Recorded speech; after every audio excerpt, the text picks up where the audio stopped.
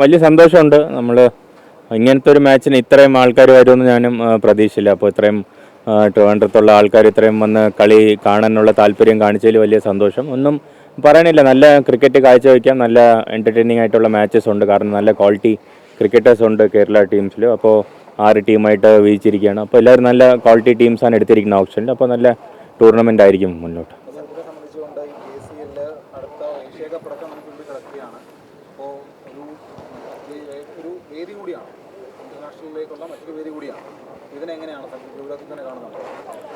ഉറപ്പായിട്ടും നല്ല മാച്ച്. എപ്പോഴും സെൻട്രൽ വിക്കറ്റിൽ ഇത്രയും ലൈറ്റ്സിൻ്റെ അണ്ടറിൽ മാച്ചസ് കിട്ടുന്ന വലിയ ഒരു പ്രാക്ടീസ് തന്നെയാണ്. നല്ലൊരു മാച്ച് പ്രാക്ടീസ് ആയിട്ട് കാണുന്നത്. പിന്നെ അതിനെക്കാട്ടിയും നമ്മളൊരു ടീമിൻ്റെ ഭാഗമാകുമ്പോൾ ഇത്രയും വലിയൊരു തുകയ്ക്ക് ഓപ്ഷനിൽ എടുത്തിരിക്കുമ്പോൾ നമ്മുടെ റെസ്പോൺസിബിലിറ്റി ഉണ്ട്.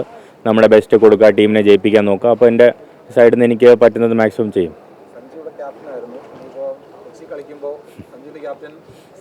അതെ അതെ, വലിയ എക്സൈറ്റഡ് ആണ്. വീട്ടിലെല്ലാവർക്കും വലിയ സന്തോഷമാണ്. നമ്മുടെ കൂടെ കളിക്കുന്ന കുറേ പ്ലേയേഴ്സിന് വലിയ സന്തോഷമാണ്. ഞങ്ങൾ കുറേ വർഷങ്ങൾ കഴിഞ്ഞാണ് ഒന്നിച്ച് കളിക്കാൻ പോകുന്നത്. അപ്പോൾ ഭയങ്കര എക്സൈറ്റിംഗ് ആയിട്ട് വെയിറ്റ് ചെയ്യുന്നത് അതെങ്ങനെ ആയിരിക്കും. ഞാൻ ഇതുവരെ ചേട്ടൻ്റെ അണ്ടറിൽ കളിച്ചിട്ടില്ല. അപ്പോൾ ആദ്യമായിട്ടാണ് ചേട്ടൻ്റെ ക്യാപ്റ്റൻസി കളിക്കാൻ പോകുന്നത്. അപ്പോൾ സന്തോഷമായിട്ട് വെയിറ്റ് ചെയ്യുന്നത്. ഇത് നമ്മൾ വീട്ടിൽ നിന്ന് സംസാരിക്കണമല്ലാണല്ലോ ഇത്. എന്താണ് അടുത്ത എന്താണ്? അതെ അതെ അതെ,